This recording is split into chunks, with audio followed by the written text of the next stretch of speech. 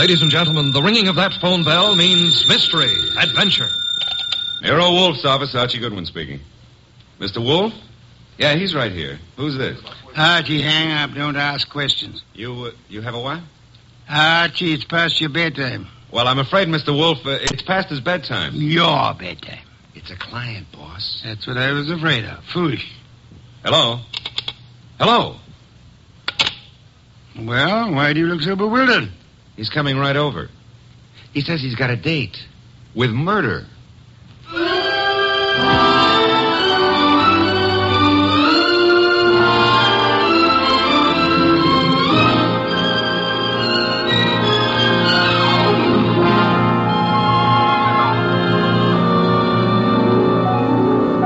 Gentlemen, it's the detective genius who rates the knife and fork the greatest tools ever invented by man. The ponderous, brilliant, and unpredictable Nero Wolfe. Created by Rex Stout and brought to you in a new series of adventures over this NBC network in the person of Mr. Sidney Greenstreet.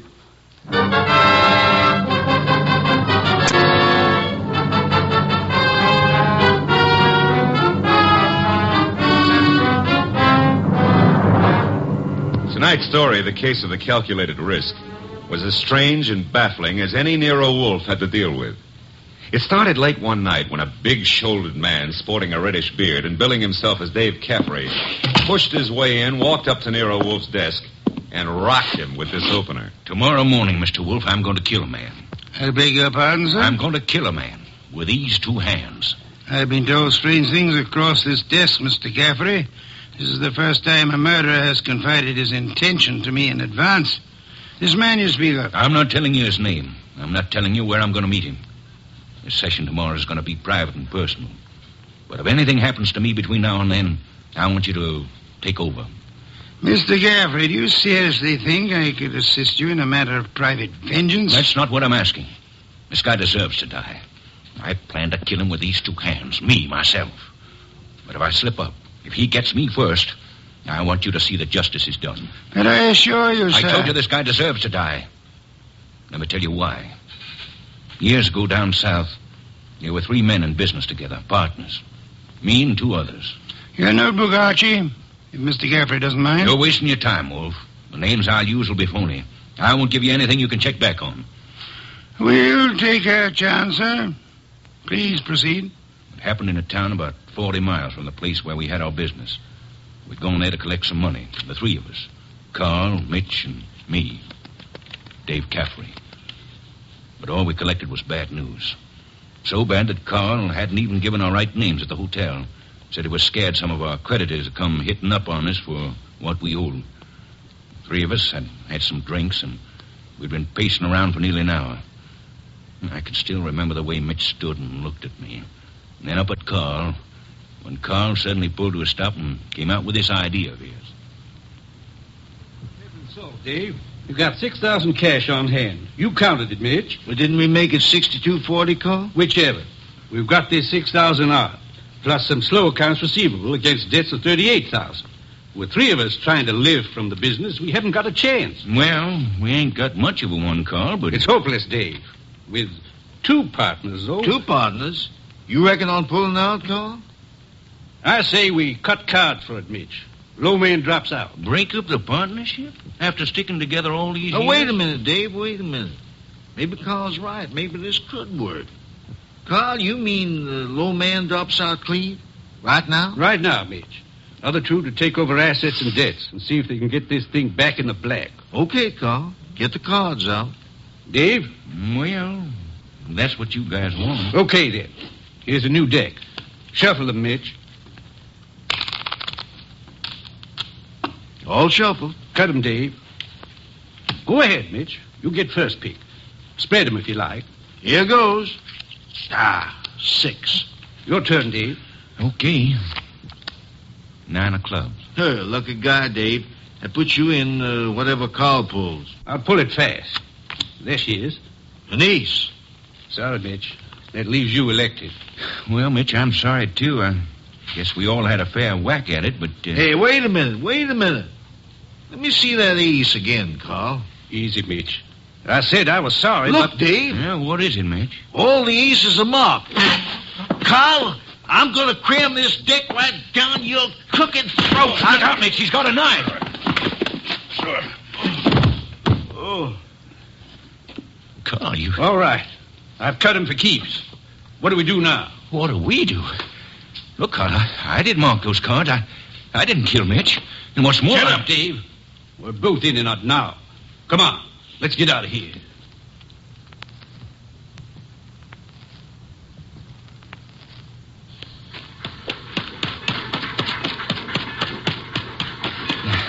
Now what, Carl? Look, Dave, this is where we split up.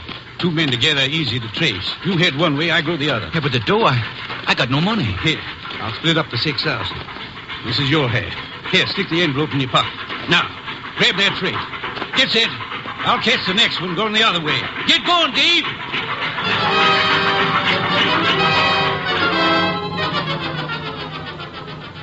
That's how it was, Mr. Wolfe. It all happened so fast that I...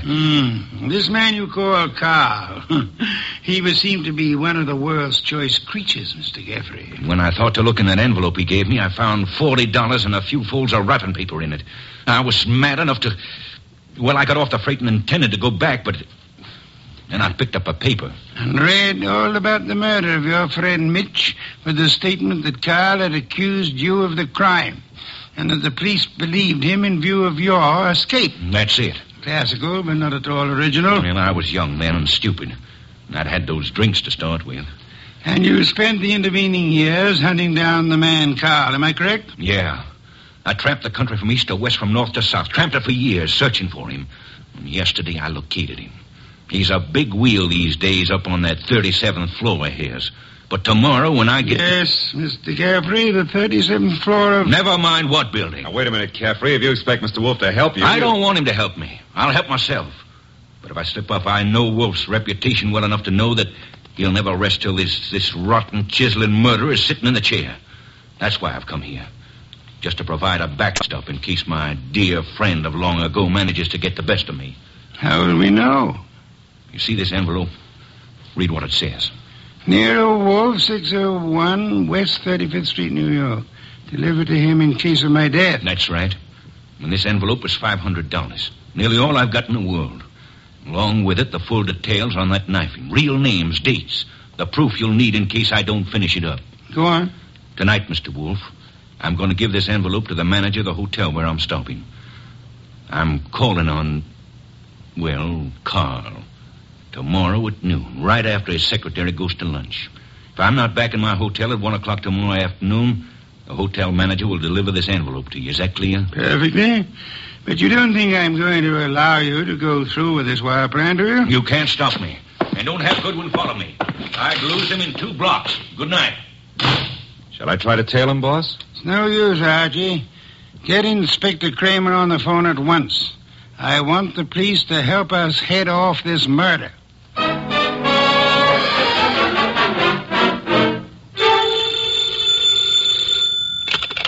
Nero Wolfe speaking. It's Archie. I'm calling from the morgue. And? They found Caffrey's body in a subway washroom, mugged and stabbed. Wallet gone, pockets cleaned out, no envelope.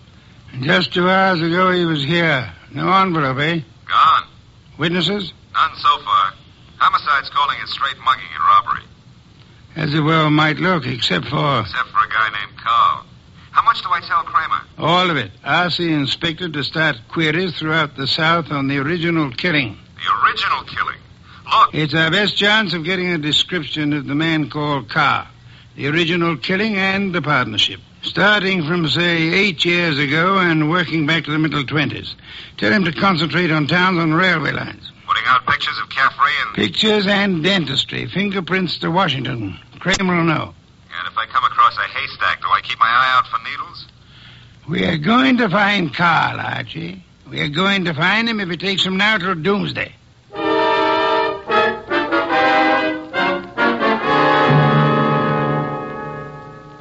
Mr. Wolfe, let's face it, we're licked.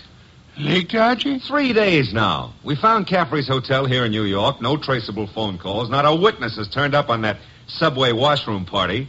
And Kramer says he's getting nowhere with those answers from the Southland. The original story is bound to come slowly, Archie. We are asking a check on the unsolved killings of a dozen states over a 20-year period. And what now? You start trudging, Archie. Trudging. Through office buildings, through 37th floors of many office buildings.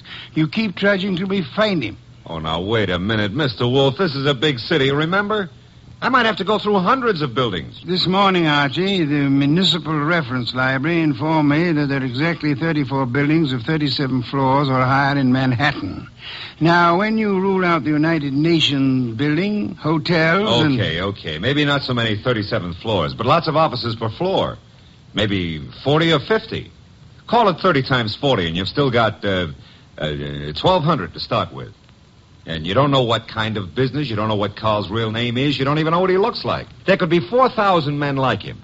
4,000 affluent men, Archie? Yeah, well, all right. Caffrey said he was in the chips, though. You know, for a guy who'd been bumming around, that could mean anything from 10 grand a year up. Say, wait a minute. That cuts your field to 1,000. 1,000 tall men? Tall? I've been over those notes. Caffrey didn't say he was tall. As plainly as you could ask.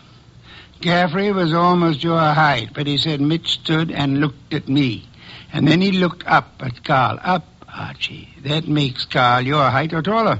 Yeah. Well, maybe Caffrey and Mitch were sitting down, and Carl was, Caffrey told us the three were standing at the time. Check your notes. I've studied them.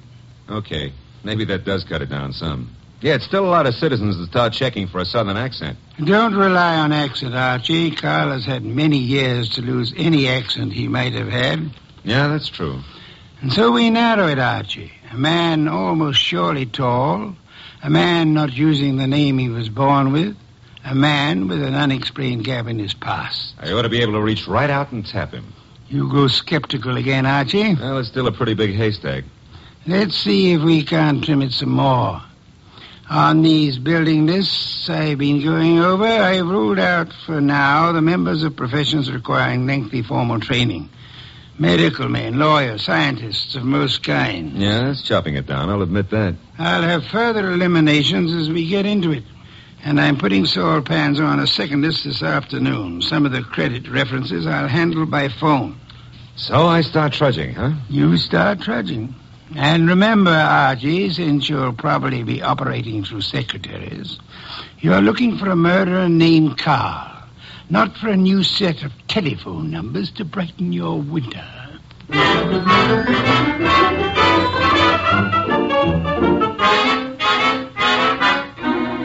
Tall? Well, I don't know what you're peddling, Goodwin, but if my boss put his elevator shoes on and stood on a box, he'd still be down somewhere around my necktie.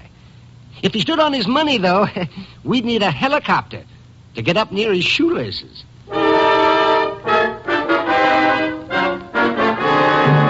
Oh, Miss Jonas, do you mind if I sit down? Why, of course not, Mr. Goodwin. Oh, thanks. You know, I've been in 12 offices on this floor, and you're the first girl who's seen the importance of this survey first crack out of the box.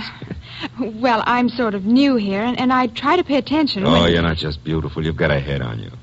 Is Mr. McLean in? Well, he's at lunch right now. Lunch? Oh, that reminds me. Know any good restaurants up this way? Well, I was just going to the downstairs drugstore myself, but I wouldn't say Well, that... come on. Put your bonnet on and let's skip the drugstore. This meal is on the Executive Resources Survey.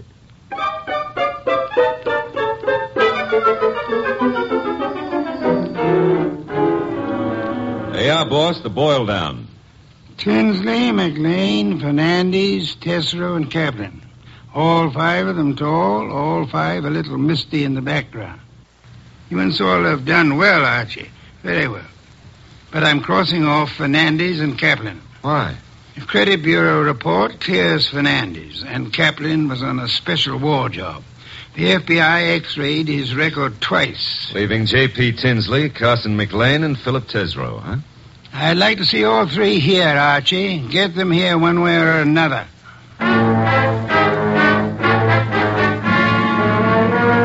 And so you do admit that Tinsley isn't your real name? Mr. Wolfe, are you a blackmailer or what? I'm a licensed private investigator, sir. Any disclosure you make will be kept in confidence, provided it doesn't touch on the case I'm engaged on. You haven't said what the case is. I don't intend to. If you prefer to explain this mysterious gap in your background at the district attorney's office... Well, I'm using the name Tinsley because I've got an undivorced first wife out on the coast. We broke up 20 years ago, but she said she'd see to it that I never married again. And she knew where I was today. Well, I don't say I'm a saint, but she's a vindictive woman. I see. May I have names, dates, and places starting 1924?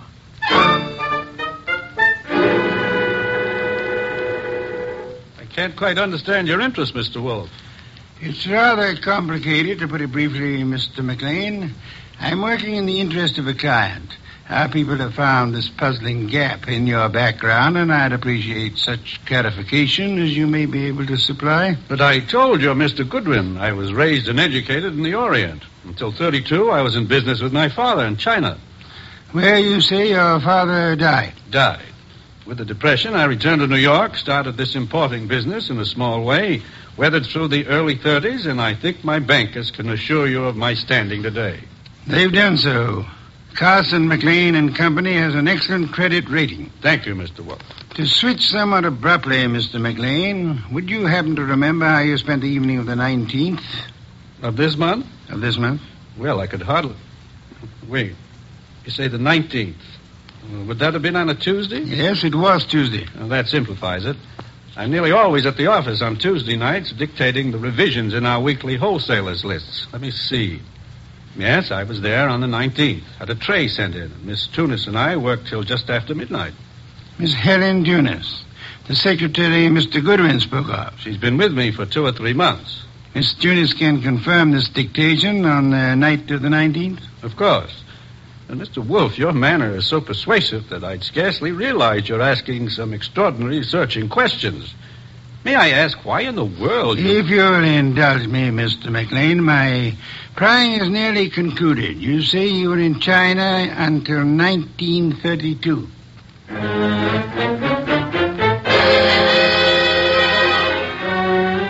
Mr. Tesreau, I'll be brutally frank. We know that your name's not Tesreau. And we know that you served a prison term from 34 to 38 for arson. I'd like some straight answers. I didn't say I wouldn't answer your questions. The past can remain your own, provided... Look, Mr. Wolfe, I've been going straight for 12 years. And this business of mine is on the level. Now, if this is a shakedown... I'm asking where you were on the night of the 19th. And I'm telling you I stayed in town. I ate alone. And I went to a movie. I caught the 11:35 for Stanford. And that's all there is to it. You're denying that you were ever in business in the South? I was born in the South, but I haven't been back there since I was a kid. What about the arson? I put in 4 years squaring for that mistake. Let's start again, Mr. Tesreau. You say you were in Cincinnati in 1931.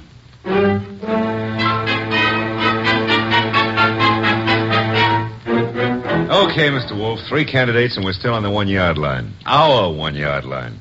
Tesreau, McLean, Tinsley. No, rule out McLean. He gave references enough for those years in China. And with Helen Tunis, he's got the one firm alibi we've laid on to. Caffrey was killed before midnight. With conditions as they are in the Far East, Archie, it'll be weeks before cables came back on McLean's claims. Claims? You figure the whole Chinese background's a fake? I want you to see Miss Tunis again, Archie, taking all precautions for her safety. And this is one time I give you permission to ply her with all the attentions you can contrive. Are we far enough to pull tails on any of these 3? I've got Saul Pans on Tesreau, and Saul promised to have men on Tinsley and McLean. Pictures of the 3 have gone to Kramer for circulation in the South. Oh. No answer yet from the coast on Tinsley, huh? Not yet. For the moment, Archie, you'll concentrate on Helen Tunis.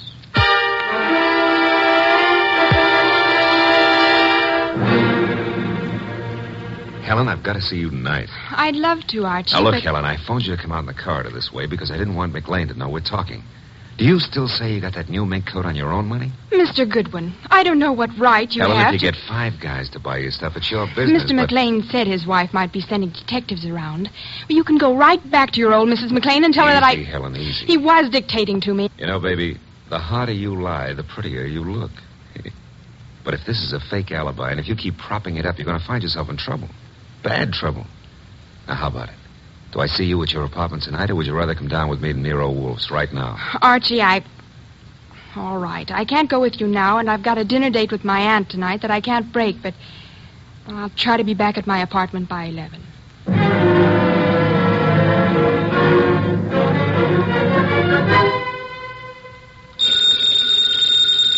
Archie. Nero Wolfe speaking. This is Archie, Mr. Wolfe. I'm at Helen Tunis's apartment. Well, I could cut my throat for not making her come with me this afternoon. trouble? Not for her anymore, poor kid. I got here 3 minutes ago and found her strangled. Couldn't have happened more than half an hour ago. McLean. McLean. Didn't Saul Panzer say he was getting a tail on him? He was a new man, and he lost him. I should have left you on McLean, Archie. Yeah, we were both wrong. What do you want me to do?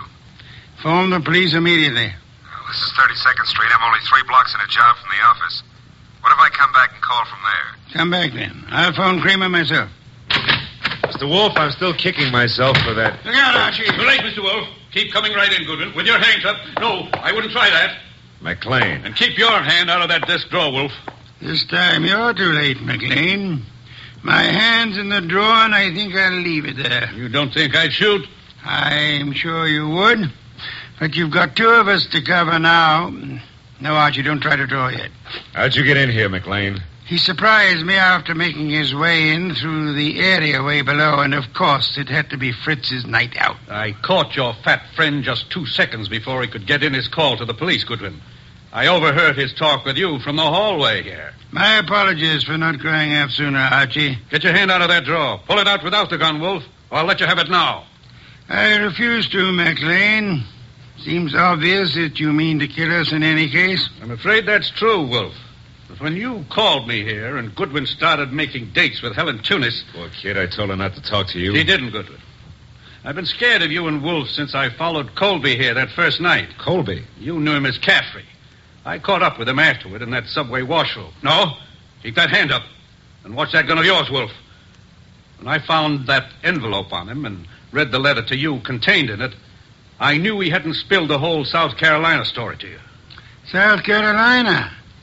Would the original knifing have been taking place anywhere near Hampton or Jasper counties? Hampton County. But our business is over the line in Georgia. It doesn't matter now. Pity, Archie. We learned this afternoon that we were growing warm on South Carolina. Mr. McLean, may I ask what you hope to achieve by this insane project of disposing of Mr. Goodwin and myself? I'm buying time, Wolfe. I've $90,000 in small bills in that bag there, plus a plane ticket to Buenos Aires. I've got a silencer on this gun.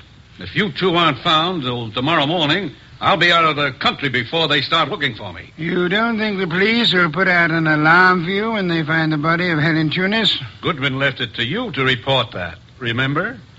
Let's remind ourselves to be prompter on reporting deaths, Archie. Starting with our own, Mr. Wolfe? Glad you can take it that way, Goodwin. You actually think you can knock the 2 of us off? I'm about to find out, Goodwin. One moment, McLean.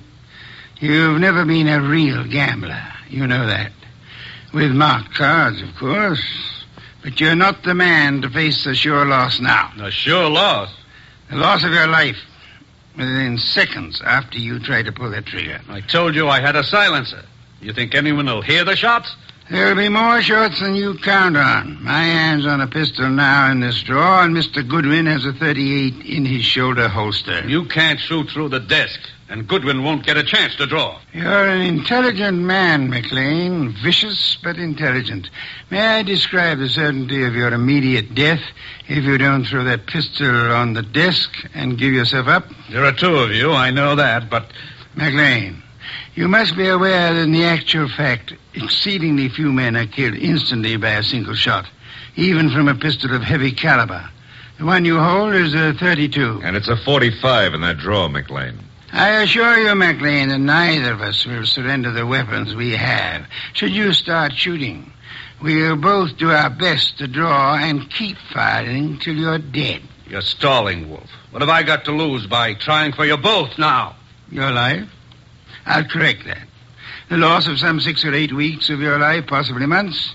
Whatever the time necessary to bring you to trial and to convict you and execute you for the murders you've committed. Suppose I cancel you out and then take my chances with Goodwin. A better choice, but still a dubious one. I am fat, exceedingly fat.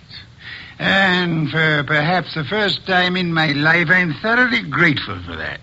My bulk affects the calculation, McLean. McLean, you could pull off all 7 shots and still not hit Mr. Wolfe where it counts. You have to start, you better start on me. You exaggerate, Archie, and I thank you for the gallantry of it. No, it's quite likely that with 2 or 3 shots, McLean might well dispose of me, but not with your first shot, McLean, and we'll not permit you many more than your first. Look, if I promise to do no more than tie you 2 up to give me my head start, will you toss in your guns? Of course not. Do I speak for us both, Archie? Check. I say let's start it now. Wolf, if I give you half of what's in that bag, would you forget these admissions I've made and help on my defense? I've told you I refuse to bargain. I think that I shall count 5. If your weapon hasn't been tossed on the desk by then, I'll do my best to get my pistol into action. Are you in accord, Archie? Start counting. Wait a minute, Mr. Wolfe. 1. If I trade half that bag for no shooting and 1 hour start, no tying up, just your promise that... 2. All the bag for a half hour start, 90,000. 3. Are you ready, Archie? All set, sir. Except if you're the one who walks out of this, call up every number in my little red book, huh? And tell each girl I was thinking of her just before you got the 5. Agreed. I resume 4. Okay. You win. Holy sweet Susan, it worked. A commendable choice, McLean, for us at least. You see, I'm afraid I forgot to mention one slight factor which might have operated in your favor. What's that, boss? I must confess, Archie, that my 45 is in the upstairs den where I took it to oil it last night. Holy cow, you didn't have a gun? Why, you dirty... Take it easy, McLean. I've really got one. Oh, by the way, Mr. Wolfe, signal's off on those women, huh? When my heart gets back down out of my throat, I'll call them myself. I'll trouble you for a beer first, Archie. And then, if you'll be good enough to phone Inspector Kramer, you can bid him pick up his triple murderer. The one-time cutter of cards.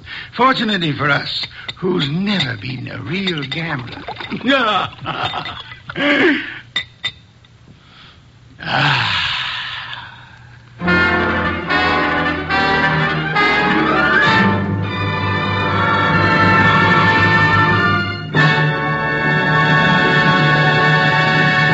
You have been listening to The New Adventures of Nero Wolfe, starring Sidney Greenstreet.